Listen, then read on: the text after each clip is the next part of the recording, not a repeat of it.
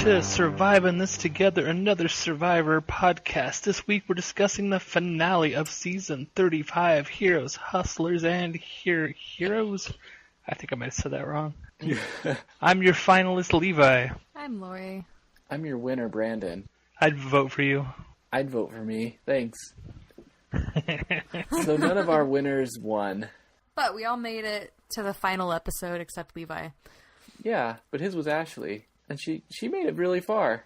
She did make it really far. She did really good. Good job, guys. We did really good this season. Yay! Yeah. Devin would have won if he had made it. I'm just saying. I am upset. I was like, I don't even want to watch the rest. I don't care. Where do we even start with this? This is a whole lot of stuff. Yeah, let's talk about the people that got voted out first. Let's see, we lost, who did we lose first? Mike. Oh, no. I was kind of confused by, I like the fire burning thing. I think that's super interesting, and I like how the changes they're taking to the final tribal are stuff that ties it back kind of to, OG Survivor, fire and outwitting, outlasting, outplaying. But I do miss, the really big challenge that usually determines who's going to the final. Yeah, the big challenge is great. That's too bad that wasn't around. To be fair, though, about the final big challenge, this one wasn't, a big production, but holy cow, my heart was racing. I was, out of my chair, freaking out. I was like, oh, my God, Bennett, you know. You're talking about the spelling challenge? Yeah, the one with the upside-down U, where the final one, where Ben was he almost had it twice, and he dropped him twice, and then Chrissy almost had it, but then she dropped it. Oh. That was messing with me. That was an insane challenge. Yeah, that was a wild ride. This whole finale for me, honestly, was just wild and so exciting. I'm not sure that I love the outcome of it, but I'm okay with it, and that's why I'm here. This is why we have this podcast, so that you guys can talk to me about it, and I can talk to you about it. Yeah, just for me. Yeah, the reason, I think I would have... I spoke about it in previous episodes where I think that I think Devin would have been the better winner, but he didn't make it to the final. A. B. Everybody let Ben keep finding immunity idols, and that is why he deserved to win. They kept letting him do that. If they hadn't done that, he wouldn't have made it to the final. It's that simple. Yeah, no, they brought that up during that final tribal too. They're like, where were you guys during these 4 times you went finding idols? And I'm really glad they brought that up, and I liked how Chrissy responded to it. She said, you know what, that was a game error. That was a flaw for all 4 of us out there. And I mean, it was a single game flaw, which I don't think... It wasn't a single game flaw. It was a 3-time flaw in the final 3 challenges. Yeah, that's a good point. If it had been once, after the first one, sure, you guys goofed up. But, to let it happen 2 more times is just mind-boggling. Yeah, that's definitely true. There was a lot of moments like that in this season, whether it was, I can't think of her name now, the Fisher lady. Lauren. Queen Lauren. Yeah. Daughter. Sorry, you can cut that out. There's the moment where Lauren gets voted out, and she had 2 separate advantages, and if she had used either of them, it would have probably saved her. And same thing with Ben. Devin barely saved his own butt, voting for Ben. That was really smart that he threw that vote at Ben. Otherwise, it would have been, I'm sorry, when he threw that vote at Mike, because Ben's vote would have been the only one that counted if he hadn't done that. He was really thinking and definitely got himself a little further. Yeah, that move by Devin really cemented that I thought that he played the best game, but the best game doesn't necessarily equal the winning game. I was so proud of Devin. I really did not expect him to throw a vote towards Mike. That was another part. I was just totally cheering. I was like, Devin, you have to. Oh my God, please, you're my winner pick. You have to make it past his vote. That move cemented Devin as a returning player. You think so? I think his whole game cemented him as a returning player, but I think that one move on its own cemented him as a returning player, but also as somebody that will not make it to merge on a second season. Jeff loved that move. He asked the audience about that 2 or 3 times. Mm-hmm. At the beginning, when they had them all sitting out there, he was like, ooh, Devin, looking studly or something like that. I'm like, Jeff, keep it together, man. But for me, Ben this season, I was thinking about his gameplay, and I don't think he ever really did anything wrong. He was with the 7, and then he was with the 4, and then he got word that he was going to be voted out, so he had to cause chaos and vote Lauren out. And then ever since that tribal council, he was on the outs, but it wasn't anything that he did. He had to do something. You know what I mean? So now, the more I think about it, the more I really like Ben's game, because I don't think he actually ever really did anything wrong. I partly agree, but at the same time, the part where it kind of get lost there is... I'm just still so mind-boggled that Devin wasn't a threat at any point. He got 1 vote this entire game. 1. Yeah. Oh, don't get me wrong. I'm like furious that Devin didn't win. No, well, so with that, like, I think Ben deserved to win for sure. I don't want to take anything away from him, but I think his social game just wasn't there. And the fact that he went for Lauren once and then after that just had no footing to speak of. And, like, from that point on, he was everybody's number one man. Like, he was such a compelling story and such a strong player that, like, 8 people from the finale, everybody's like, he's going to win. And that's a problem. I think that's where he needed to do more to make himself a less compelling player. Ben was clearly had the backstory that would have gotten him some votes from at least one person, you know, if not multiple. And everyone knew that the entire time. They were like, Ben absolutely cannot make it to final tribal. Yeah, I think and they called him out at the final jury council on his horrible social game. I didn't realize that he had such a bad social game. I thought he was pretty in with a lot of people. Cole really dug into him. Oh, well, there's kind of 2 things, because Chrissy was kind of bragging about her stuff, but it felt strange to me because if I were to say, hey, Brandon, I'm really good friends with you. I know that you're a Hufflepuff and you've read Harry Potter. Levi, I'm friends with you. I know that you're a truck driver. Like, you're listing off fact cards, like you read flashcards about these people maybe, but it doesn't necessarily indicate a bond. Yeah. No, I agree. And I don't think any of the final 3 really had a personal bond with people. And that was kind of strange, and I think that kind of saved Ben. Yeah, I agree. I mean, Chrissy listing off those facts about everybody. I've kind of been waiting for somebody to do this on Survivor, because every season someone's like, tell me one thing about me, and this person's like, oh, I can't. So I've been waiting for somebody like Chrissy to just gather one piece of information about every single person and, you know, give it back to them at final. Yeah, I feel like her best bet would have been like, yeah, Joe, like, I really enjoyed getting, like, she read it off so much as a fact, I think it came off a little bit callous. Not callous, maybe, but a little bit more, like I said, like, flashcards. Like, and again, like, these 3 didn't know the new tribal format, so they didn't know that they needed to be formulating stuff like this, you know? Oh, yeah, that's right. But she could have formed it into more of, like, and I really related that because my family, blah, blah, blah, and that's help me connect to you, Joe. You know, like, bring it back into, like, a more personal versus a fact listing. You know, I disagree with you guys. I think that when people on the jury say to a finalist that, you know, tell me one thing about me, what they're basically saying is, I saw you talk to everybody except me. And they're calling them out for like, oh, you think you have such a good social game, but you never talked to me. Why couldn't you have, I would have worked with you kind of thing. And I think that's what usually jurors bring up, because they're bitter that they didn't have that connection with somebody, and I think that Chrissy did have that with everybody. Maybe she didn't game with everybody, but she definitely had the conversations that were personal. I disagree completely. We had several people saying, Chrissy, you didn't talk to me until you were about to get voted out. Like, that happened, I think, 4 episodes in a row. Fair enough. Yeah, I think Chrissy, and that's what I was kind of saying, is like she thought that she could just use those right at the end. Mm-hmm. Like, hey, what's your daughter's name? Oh, it's Chrissy. Oh, I should not use the name Chrissy. That's really confusing. Oh, my daughter's name is Becky. Good to know. All right, leave me alone. Don't ever speak to me again until final 3. That's all I needed from you. That's what it felt like. I could almost see Chrissy as another really good returning player if she calmed down. She had time to, like, take it down to, like, level 8 out of 10 instead of, like, 10 out of 10 the whole time. Yeah. Since we're on Chrissy, I found myself, as soon as Devin got voted out, really wanting her to win.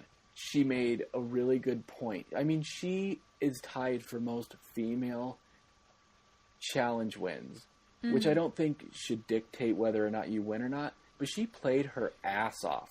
When she was in the bottom, it wasn't necessarily anything she did. That group of 4 just flipped on him. I mean, maybe it was something she did because her social It's always something you've done. You always say that. I know It's you're going to say though. that. No, it is true. But I mean, when she was on the top, it seemed like she was playing well. When she was on the bottom, she fought back. She did what she had to do. I thought she played way harder. Nope, I can't say that because Ben worked his ass off too to find all these idols. I mean, I thought either of those two would have been, great winners at that point. I don't know why I was rooting for Chrissy so hard at the end. Dear listener, we're terribly sorry, but this portion of the podcast is missing. You see, Brandon started talking about his social security number and how easy it was to memorize, and we had to delete it for security reasons. Thank you for bearing with us. Well, I think that's normal because, if you're going to vote someone out, you know, especially late in the game, you're thinking about, what's it going to take to get them out, but still vote for me as a finalist. I hate to keep going back to the idol thing, but, it really is the core of the last 4 episodes. Can you imagine being a jury member and seeing Ben play that many idols and not say, well, clearly this guy deserves to win? Everything else aside, take away every other part of the game. If somebody successfully finds and uses those idols like that, when you know that the rest of the tribe, how many people on the jury at this point, I think it's 3 people, have been there since they started trying to get Ben out. And so they were there on the island still while, part of trying to get Ben out, and they got. And then they watched him play more idols after that. There's no way you can't not vote for that person. Unless it's Russell Hantz. Okay, unless it's Russell Hantz. Something like that. Unless your social game is just total garbage. No I think if Russell. you swap it out and it's Chrissy finding those 3 idols or Ryan or Mike finding those 3 idols instead of Ben, I think they would have beaten Ben at the final. But then everything else were the same. I think it's having your back to the wall and being able to find and play those idols. If Ben had been top dog and was finding those idols and playing them unnecessarily, then it's like what I said. It's how you use them and how you play them. I think you're both right. I think Levi's right. Where if somebody who's dominating and totally on top is playing them willy nilly for no reason. It's not as impressive. It's not as show-stopping. People want a show. The jury wants a show. The way I'm thinking of it, though, is everybody else is trying to stay at the top and say, you're the one keeping Ben from getting those idols, and you're saying, I don't even need this, but I'm going to play it. And then you play it, and then the next episode, you grab another, and you're like, hey, Ben, or hey, next person who's trying to save themselves, I don't need this. I'm using it on myself, though. Well, when you say it with that swagger... That's what I'm saying, is that, no matter the situation, unless you're a complete shitbag about it, if you're the one, playing them and just kind of throwing them out, I think that's a winning route, too. Nah, I disagree. I think that gets you some points, but not, full-blown underdog, surviving by the skin of your teeth points. Do you guys want to talk about the advantage? I kind of like it because I think fire starting is, the physical challenges... Ryan's at a disadvantage. There's no way he's winning any of them ever. Whereas fire starting, if he had been trying the whole time he was on the island, and somebody kind of brought up during the, the final speeches that, he was like, I've never been camping before, so I didn't want to ruin... Desi was like, I've never been camping either, and I still tried everything. That's not an excuse. So, fire is more equal, and I kind of like that, where if it's somebody who's been, participating at camp, that... they have gotten practice that will help them do this thing that's not reliant on intelligence or brawn. I'm really glad that came up in this episode because that was something that there's not really a way to know about Ryan short of somebody saying it, because they can't show us, things that they recorded on the island that tells us that Ryan just isn't kind of pitching in, that's something that, somebody would have to directly say it for it to be understandable as a viewer, Yeah, that surprised me a lot about Ryan. I would have thought he would have wanted to do everything on Survivor, tend to the fire, make the fire, cut a coconut, do all of that. But as far as the fire making challenge goes, I had a problem with it because Devin went home. I'm not going to lie. I was very upset. But now he sloughed. How do you feel about his sloughing off on practicing? Yeah, that was, basically, once his flint broke and he said, I'm taking this as a sign that I shouldn't be practicing. I was like, Devin's going home. But now that I'm over it, I like this. I don't mind giving them a shot to save themselves and bring themselves into Final 3. most of the time these go to fire making challenges anyway. I like that it gives somebody a chance to do the basic survivor thing, to say, I'm a survivor. I think the only reason it might upset me a little bit is because Devin had 1 vote cast against him this entire season, and he should be able to make it to the final 3 based off of his social game. He kind of conceded to Christy. Like, Jeff brought it up later, too, that she was like, well, like, I think he got so wrapped up in wanting Ben out that it kind of was a misstep almost. Yeah. Where he was like, okay, it's Chrissy, me, and Ryan. Yes, of course, it makes sense for Chrissy to take Ryan because, like, I could probably beat Ben at fire and Ryan can't. Like, why didn't he say, do you know what? Ryan didn't help at all. Ryan hasn't learned anything. He should have to try to do fire if he's been good at being on, Yeah, because the opposite is basically what happened to Ryan. He said, he has a quote that says, who would have known me not making fire this entire season actually saved me? I don't think there was anything he could have said to Christy to make her change her mind, and maybe he tried to and we just didn't see that in the edit, or... But he talked about it with Jeff where he was like, yeah, it made sense. And Brandon said, like, earlier his flint broke, and he's like, guess I don't need to practice. Devin should have had a good chance to go to the final 3, but this twist on his season that he happened to be on, I think screwed him out of winning, honestly. Did you catch, though, Jeff say at the end that, like, that's part of the game now? Like, this is what happens? Yeah. Yeah. No, we'll see. And I think that's unfortunate that happened to Devin on his first season. If it had happened a season earlier and he would have maybe known about it, which I guess he wouldn't have. He wouldn't have seen the finale of the last season before going on the show. But it does feel a little bit unfair that everybody else in future seasons will know about it, but Devin didn't. But that did make me feel a little better knowing this was a permanent thing, not just a twist for this episode. But like Lori said, he should have been able to weasel his way out of having to make fire, and he shouldn't have wanted to do it so badly.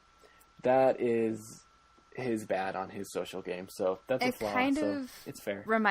It kind of reminded me of Wu, who's one of the worst final 3 people, where he was just kind of happy to have the honor to prove himself versus, like, happy to, like, fight for it. I was trying to think of who that reminded me of, and I couldn't think of it, and that's exactly it. Well, and I think the conversation where Chrissy told him that he should do the fire challenge, I think besides whatever he thinks of his abilities to win or not win, I think that he knew that Chrissy was going to pick Ryan no matter what, so might as well smile and go along with it and not lose any buddy points. At this point, like, this is, I think, the 4th time we've seen Devin do something like this with Chrissy, though. Like, there was a previous episode where they got to pick who went on the reward with him, and, like, you can argue that Devin didn't care, but it seemed like that was too much of his attitude. Well, I can't change Chrissy's mind, so why try? Which I think is, like, find a way. Or, I agree. like, if she says no, then, like, you're in the same position you were before you tried, but at least you tried, versus just assuming the answer is no. I think the risk was not worth the reward for Devin. I like the risk here is that he would try to convince Chrissy otherwise, and she would still send him to fire. Oh, I mean the risk of beating Ben is not worth him beating Ben. Oh yeah. I feel like it's been like too many times that we've seen Devin be like this to Chrissy, and I think that as perfect as his game was, I think Chrissy and him being like, well, she's probably going to say no, was probably his biggest downfall in several cases. Yeah, I was surprised he kind of let the not taking Ashley on the reward challenge. That definitely felt like him folding under Chrissy's pressure. But then again, he was kind of friends with Ryan too, as opposed to Ashley, who clearly had no friendship with Chrissy. So yeah, I think in that situation, like, he was fine about her because it really didn't matter. But for this final one, like, worst case scenario, you go to fire against Ben. Best case scenario, Chrissy's like, do you know what? Maybe you're right. Yeah, I can't believe he just, like, stopped practicing that with the flint. That was unfortunate. Because that was a good fire challenge, though. That was neck and neck there for a while. Was it? But I kind of feel like that fire, how they approached it, was kind of mirrored their game, where Ben was just, like, fast and furious and gunning for it the whole time, where Devin was kind of like, let's see how this goes. We'll work it out somehow. Let's talk about final jury performance. Who do you guys think had the worst performance? Ryan, 1,000,000%. He did not.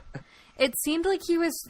So, like, in previous episodes, I had a problem where it seems like he's a confident dude, but he plays this, like, self-deprecating nerd card, be it on his own volition or production pushing it. And I think we saw that in the final tribal where he's like, I can't camp, I can't do this, but I tried this part, I was good at this thing, but I can't do this, instead of saying, like, he didn't try to turn any negatives into positives, really. He just tried to say, like, what are you going to do? And everybody's like, you build the campfire, you participate, you try. I think Ben had the worst performance when they were doing their final speech. He was kind of like, I don't really have anything to say. I put all you there. Okay, I'm done. And people were like, no, that's not going to work. He's like, all right, I'll talk about some stuff. Well, and I think that's the difference between somebody like him and somebody like a super fan like Ryan. Ryan was doing awful, but he was fighting and he was clawing at Chrissy and pointing his finger at her. And he was really fighting for it. And Ben, I don't know that he's that big of a fan. It's like he said, he's out there for his family to win money. You know, not necessarily to be the sole survivor and enjoy the game like Ryan is trying to. So I think an issue is that, like, for somebody to like Ryan to win, you need to kind of craft a story on how you got to the end and what you did to really, because it's not obvious. Ben's game was very obvious. Ryan's game, if he had spun it the right way, it could have been like, here's the subtle things I did. So, like, for players like Ryan, or even, like, if Devin would have gotten there, it really relies on your ability to weave a story. Or we could even compare it to, like, Jeremy. Like, if you were on the outside looking in at Jeremy's game, you might not necessarily see how great he was doing. But at the final tribal, he told them his story from A to B and took them along his path. And I think Ryan just kind of failed to paint that picture. I thought he had a good performance at Final Tribal, where he was trying to... I thought he impressed some people with things they didn't know before, they hadn't been able to really tell them about. But but we take different things from watching it. Yeah, I think Chrissy did amazing at the final tribal. I just think that her relationships hadn't been formed well enough for people to justify their votes, because she did kill it at that final tribal. She even gave us what Jeff Probst loves and needs. And she was like, I am a mother. We are heroes. We are healers, and mothers, we are hustlers. And Jeff Probst's smile, I mean, you can see that smile. It's worth $1 million. Well, and probably literally, if you go through the outwit, the outlast, and the outplay, I think she won each checkbox there. She outwitted everybody, or tried to. Like, Ben certainly wasn't. Ryan certainly wasn't, to her degree. Outlasting, I mean, the 4, like, she was at the bottom the whole time. She won the 4 immunities. And the outplaying, I think that's maybe where she stepped up in her game, but she still had a compelling argument. Oh, I just wanted to say, I think it goes to when Jeff says, who did you put on the jury that would give you their votes? And I think a lot of people just didn't want to give their winning vote to Chrissy because they don't really maybe like her as much as they like Ben as a person. That's true. She did get more votes than Ryan, though. So one of the best parts of this episode for me was after Ben won, and Jeff Probst was like, let's show his path. And then he's like, previously on Survivor. And he said it, like, in real life. I didn't notice that's that, but gonna that's be my great. ringtone. Because he even put his hands up, too. Like, everybody, I'd say most people, when they watch it, you, like, hum along to the Survivor's theme song like you have for the last 15 years of your life. And then, like, when Jeff says, previously on Survivor, like, you say it with him. Now hold on a second. Let me hear you hum your version of the Survivor theme. I can't do it when it's not on. That's I think Patreon-only content, man. I think you can do it. I always, like, scream it at my dogs. I've done it to the cats before, too, and they leave the room. They're not super fans. I just say, wayo, wayo, wayo, while I hum the song. Do you guys have any other weird, like, I remember I've done it since I was a kid, and I even do it when I'm watching now. Like, while they're doing the votes, like, I'll put them on my fingers, like, as it's happening. I do that. No, I type them out now because I have to keep notes. Anytime a brand new episode starts, they do, like, that double whoosh sound where it's like, whoosh, whoosh, while they're showing, like, scenery, and then I always, like, pipe in and go, previously on Survivor. I feel like Jeff got snappy at Ben for a second because he's like, he was about to be like, Ben, Ryan?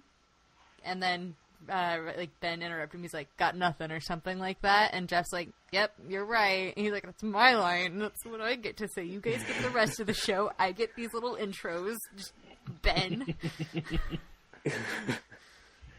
I want to say that today I listened to our very first episode, our cast assessment, and we were spot on with at least one of us with every single contestant.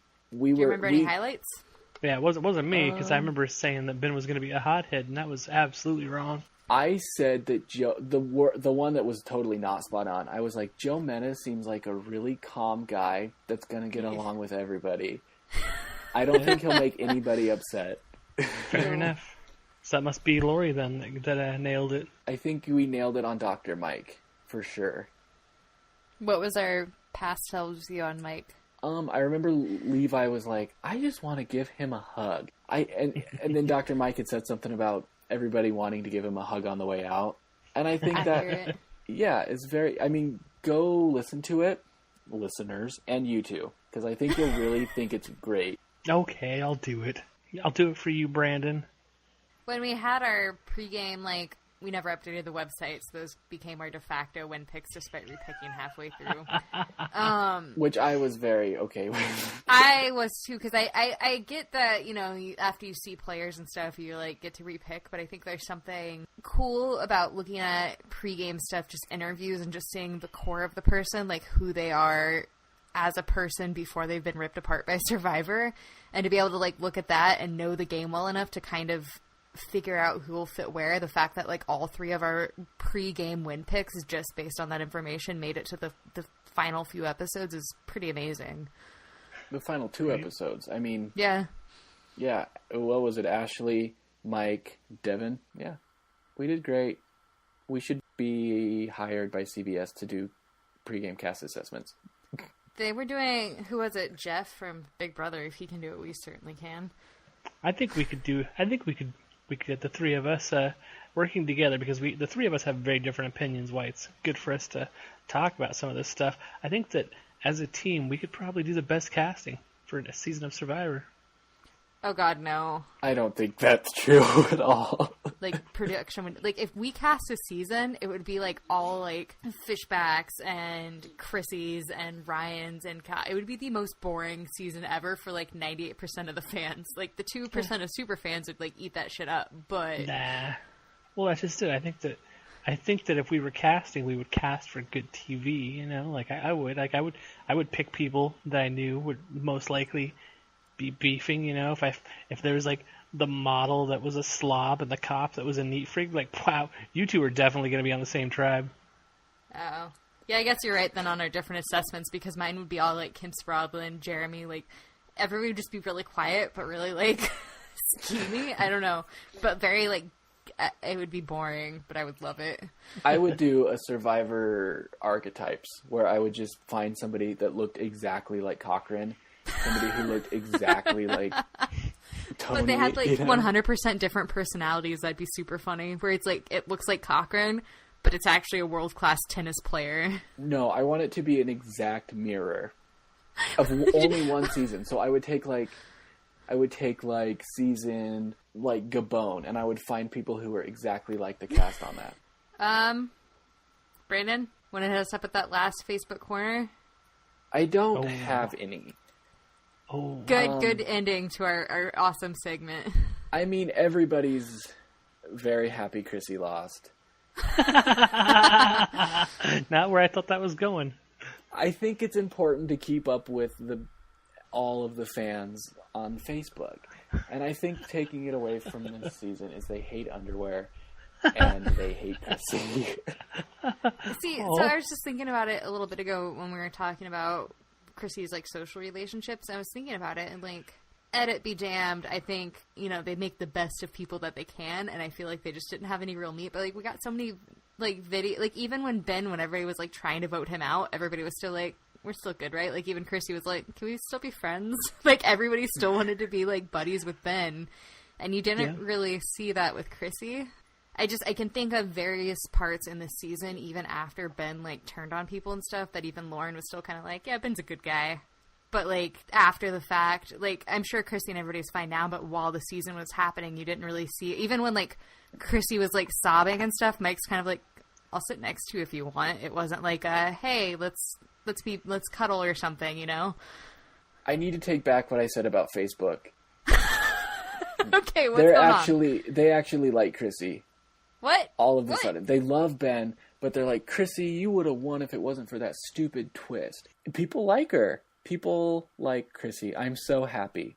I don't think people like Chrissy. I think they hate production. And they're convinced that they're crooked and cheating all the time. I think that's very fair. I think that is 100% accurate. I think they're like, well, I'm going to be a Chrissy fan just because production really screwed her, and I hate production. I think that's, yeah. Because, like, that's a whole different ballpark from Facebook is just so fickle. Yes. It changes, like, weather in Colorado.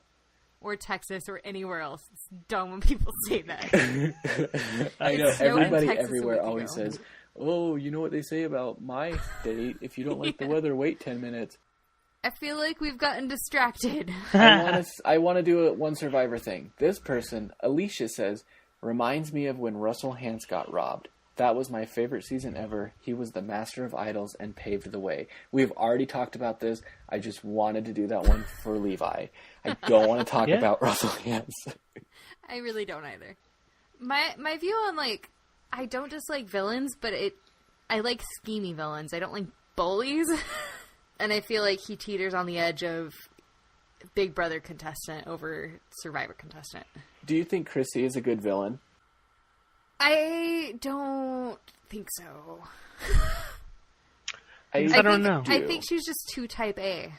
I don't think she was ever really malicious. She was just too type A the whole time. I think she was, if anything, she was the biggest villain to herself.